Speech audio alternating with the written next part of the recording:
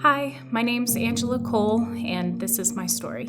I was raised in a Christian home. I would consider my life pretty happy, pretty sheltered. It wasn't until I was 19 and I was in college. My mom called me into her bedroom one weekend whenever I was home, and she said, "Your dad's found a lump under his arm, and we've gone to the doctor and they've told us that it's cancer." And in that moment, I remember hearing a voice that told me, "This is going to be what takes your father from you." I wasn't really sure what to do with what I had just heard, but there had been a drift that had already started happening in my life whenever I went to college. I had a hard time reconciling everything that I had been taught about the Bible with what they were teaching, and even at that point I had started drifting towards people that didn't really value what I valued. I was doing it all knowing that I was still immovable in my faith, knowing that I was still strong, until I heard those words. And then that's whenever the beginning of the real drift began to happen. It was at this point in my life that I began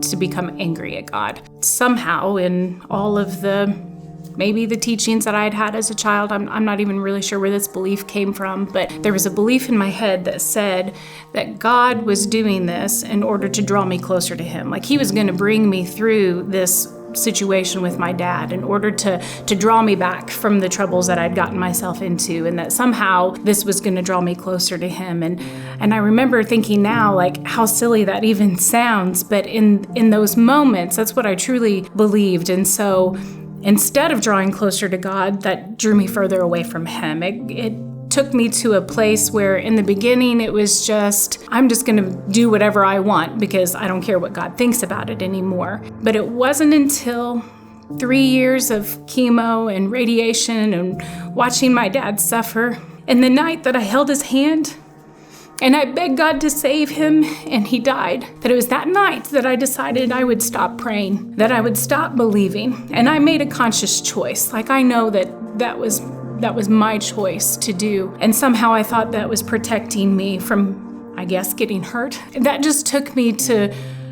horrible, deep, dark places, not just, physically, but emotionally, and more importantly, spiritually. There were things that I allowed myself to be open to that I hadn't been open to before. And I just got to a place where I didn't even recognize who I was anymore.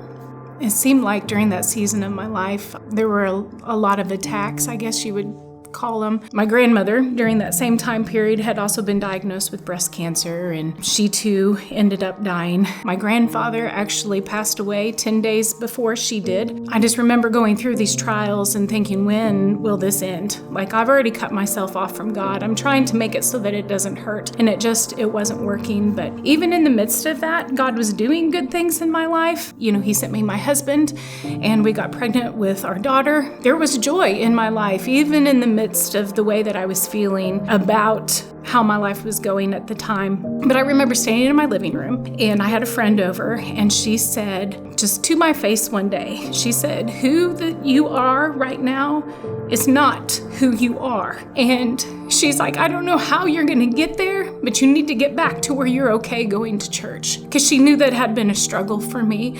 I mean, I would physically get ill in the parking lot of a church. I remember the struggle to even walk into the building. So my husband and I, we were looking, I guess you would say, for a church. And so we had traveled and gone to a few different places, but it wasn't until we came to the roads that we really felt like this was a place where we could get connected. One Sunday morning, Chad gave an illustration at the end of his sermon, and even he said, "This really has nothing to do with what I just talked about, but I feel as if there's someone here who has suckerfish attached to their body, and it literally feels like the life is being sucked out of you." I remember thinking, I feel that way all of the time. All of the time I feel like this. And so they gave an invitation that if you felt that way, to come up and, let God start to release those, fish off of you. And I stood there, and it wasn't until my husband stepped out and walked forward that I realized I had stepped out and I had followed him.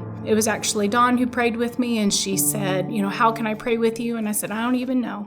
Like, I don't even think I believe in God anymore. And the only thing I remember about Him is that I'm really mad at Him." And so she just said, "Well, then let's just start there." It wasn't an instantaneous, I felt like I was back in relationship with God. It wasn't like that for me.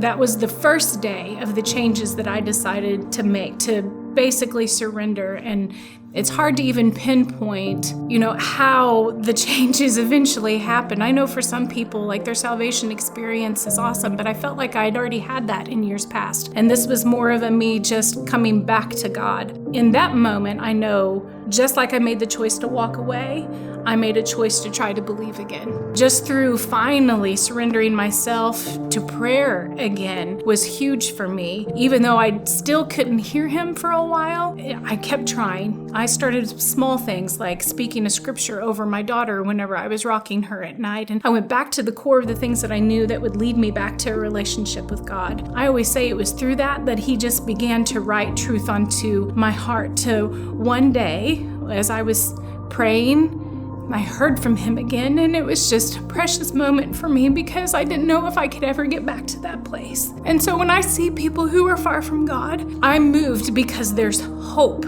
for everyone who feels like they'll never be able to get to that place where they can believe again. Because I found my way back to where I could believe, and not just believe, but believe in such a way that now I know that there won't be anything that'll be able to shake my faith. Like I always say, my idea of God probably died the night that my dad died, because my belief in that God was a God who would manipulate and use something like cancer to take someone that I love away from me. And it was sitting under the truth of knowing that God is here and he's for us, that the enemy is the one who comes to steal, kill, and destroy. And his word says that God he gave us Christ in order to give us life and to give it more abundant. And so once I grabbed a hold of that truth and just hearing it over and over and over again, I finally began to believe that was true about God. And I can believe in a God like that every day, all day. And I can share that kind of God with other people. And that's what my hope is that for people who feel hopeless, that they're so far from God, they'll never be able to find their way back, that he is standing right behind you and he is ready just to open his arms back up to you, that he's never left you.